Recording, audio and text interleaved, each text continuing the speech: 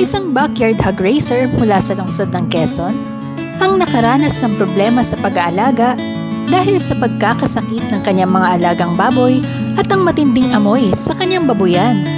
Sa taas ng halaga ng pagkain at pagpapagamot sa tuwing may sakit ang kanyang mga alaga, ay malaki ang kanyang nagagastos kaya nauuwi lang sa pagkalugi. Pero nang malaman ni Ma'am Nora ang tungkol sa Atovi at sinimulang gamitin ito sa kanyang mga alagang baboy, ay naging magaan ang kanyang pag-aalaga dahil bukod sa wala ng problema sa mabahong amoy, ay mas naging masisigla pa ang kanyang mga alaga, kaya naman menos gastos na, maganda pa ang kanyang benta. Sa ngayon po ang alaga ko, isang inahin at 2 patiner. Itong dumalaga ko, ngayon lang po namin ginawang inahin ang anak po niya ay 10. Nagtatrabaho po ako dati, so nung mawalan po ako ng trabaho, ito po ang pinalit ko. Pag yung nag-LBM po, yung sahan ng saging or ng dahon, yun po yung napakain namin. Tapos pag merong ibang sakit, pinapa-injectionan po namin. Kaso tatawag po kami ng veterinary para mapa-injection na. Tapos yun, nagdadyan yung panikakasakit. Siyempre, pili ka dito, pili ka doon. Nandun yung mga antibiotic. Tapos yung pagkain pa, diba? It's mahal. Mula po nung gumamit ako ng Atos, yan ko po nakita na mas bigla yung mga alaga. At higit sa lahat po walang kakaba-kaba sa dibdib. Kasi po, kumbaga, nandiyan po yung lakas ng loob namin. Kasi nasubukan ko na po wala naging problema. Saka higit sa lahat po, madaling may benta ang alaga. Kasi po dati 8 months 8 months pa, bibilang ka ng 8 buwan. Diba? Tagal nun, lugi na kami. So, ngayon po, sa 4 months pa lang po, nabibenta na po na. Dati po hindi ako gumagamit. Siyempre po, dikit-dikit ang bahay namin. Nakakaya sa kapitbahay. Mula nang gumamit po ako ng Atovi, wala na po yung amoy.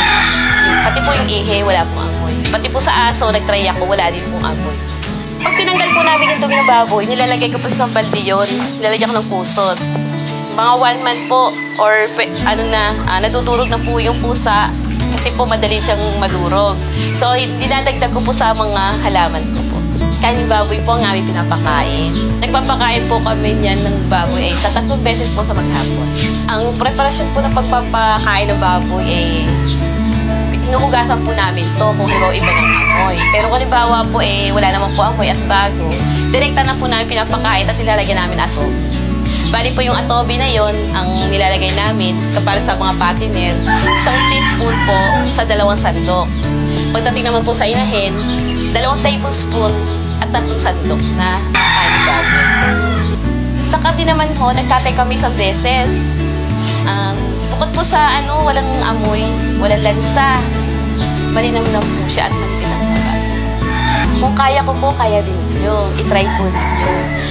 Mag-upisa muna po kayo sa isang baboy or isang baboy, gawin niyo po inahin. 8 months lang po aantayin niyo.